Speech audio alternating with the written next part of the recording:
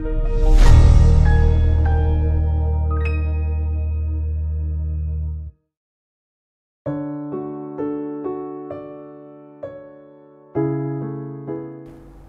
pagi sahabat Saruhaya yang dikasihi Tuhan kita Yesus Kristus. Firman Tuhan yang menjadi nats renungan kita pada pagi hari ini. Tapi sebelum kita membaca firman Tuhan, kita terlebih dahulu berdoa. Kasih karunia bagimu dan damai sejahtera yang dari Allah Bapa di dalam Kristus Yesus Tuhan kita. Amin. Sahabat Saruhaya yang dikasihi Tuhan kita Yesus Kristus, firman Tuhan yang menjadi nats renungan kita untuk pagi hari ini tertulis di dalam Yohanes pasal yang ke-16 ayat yang ke-33. Demikian firman Tuhan. Semuanya itu kukatakan kepadamu, supaya kamu beroleh damai sejahtera dalam aku. Dalam dunia ini, dalam dunia kamu menderita penganiayaan, tetapi kuatkanlah hatimu, aku telah mengalahkan dunia. Demikian firman Tuhan. Yesus mengatakan ini untuk meyakinkan para pengikutnya bahwa mereka juga bisa menyenangkan Allah meskipun menghadapi kesengsaraan dan tantangan. Aku sudah mengatakan hal-hal ini kepada kalian supaya kalian memiliki kedamaian karena aku. Kedamaian yang dimaksud adalah perasaan damai dalam hati dan pikiran. Para pengikut Yesus akan memiliki kedamaian karena Dia. Apa maksudnya? Mereka akan merasakan kedamaian karena kuasa Roh. Penolong yang Yesus kirimkan, kuasa Roh Kudus, itulah yang membantu mereka agar sanggup menghadapi kesulitan apapun. Bisa kita lihat dalam Yohanes 14 ayat yang ke-16. Dalam dunia ini dikatakan mereka akan sengsara. Tetapi perkataan Yesus juga mengatakan, tapi tabahlah. Dalam hal ini, Yesus dengan terus terang mengatakan bahwa para pengikutnya akan menghadapi berbagai kesulitan. Misalnya, mereka akan diperlakukan tidak adil dan juga dianiaya. Kita boleh membacanya di dalam Matius 24 ayat yang ke-9. Dan demikian juga 2 Timotius pasal yang ketiga ayat yang ke-12. Tetapi meskipun begitu, Tuhan Yesus berharap mereka bisa tetap tabah atau mereka bisa tetap kuat. Bisa kita lihat di dalam Yohanes pasal yang ke-16 ayat yang ke-33. Aku sudah menaklukkan dunia, itulah perkataan Tuhan. Di sini kata dunia memaksudkan masyarakat manusia yang tidak bersahabat dengan firman Tuhan. Di dalam Yohanes 5 ayat 19 mengatakan seluruh dunia dikuasai oleh si jahat, yaitu setan. Jadi cara berpikir dan tingkah laku dari orang-orang di dunia itu tidak menyenangkan hati Tuhan. Tidak sesuai dengan firman Tuhan atau tidak seturut dengan apa yang Tuhan kehendaki dalam kehidupan kita. Maka Yesus datang ke bumi untuk menjalankan kehendak Allah, termasuk mengajar orang-orang tentang bagaimana Tuhan yang memberikan kehidupannya yang sempurna sebagai tebusan orang-orang berdosa. Setan dan dunianya selalu berupaya dan akan selalu berupaya agar Yesus tidak melakukan apa yang Allah inginkan. Tapi kita bisa melihat bagaimana kasih karunia Allah. Yesus tetap setia hingga mati dan bangkit dan naik ke surga. Dia tidak terpengaruh oleh cara pikir dunia ini. Dan dia tidak menjauh daripada Allah. Karena itulah Yesus bisa mengatakan bahwa dia telah menaklukkan dunia.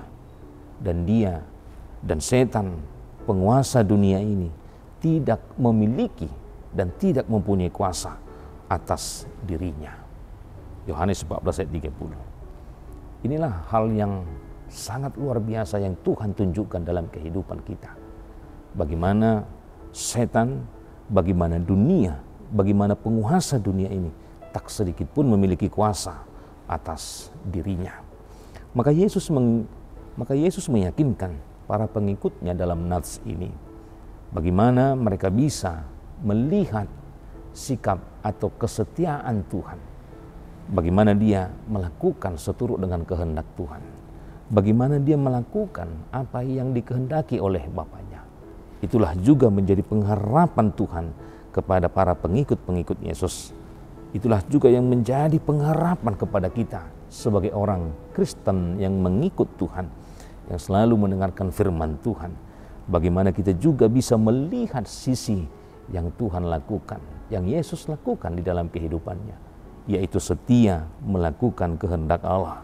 Demikian juga kita bisa setia karena Tuhan sudah mengingatkan kita bahwa kita tidak akan dikehendaki bahkan memiliki berbagai kesulitan, bahkan memiliki berbagai kesusahan-kesusahan hati.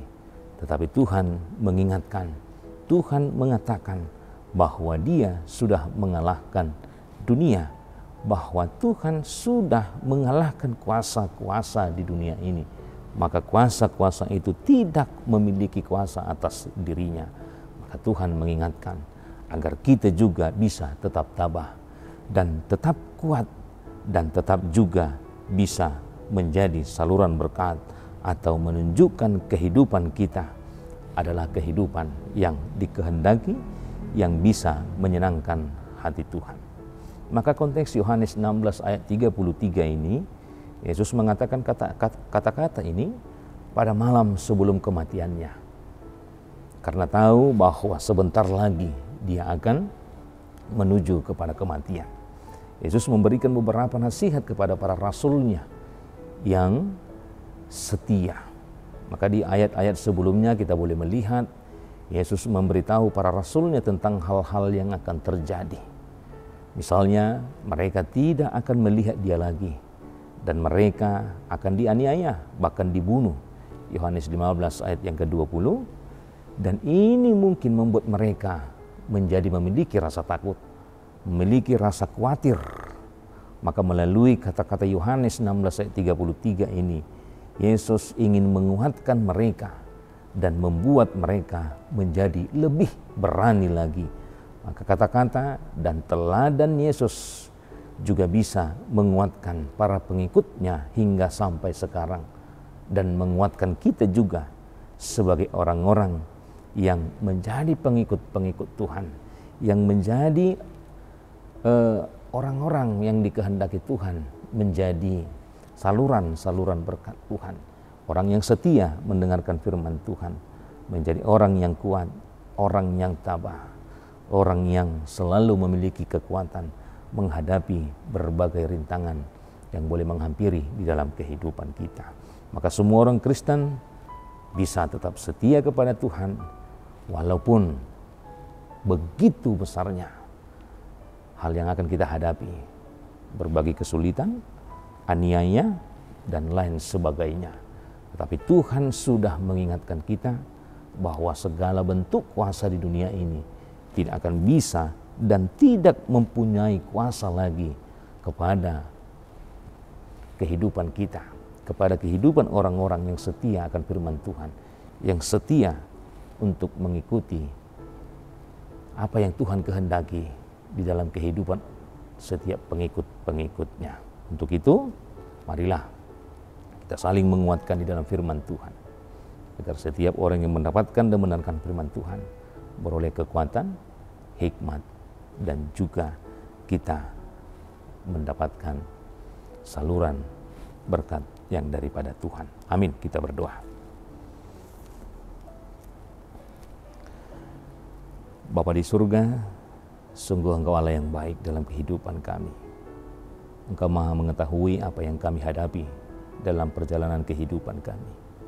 Begitu banyak persoalan-persoalan kehidupan kami.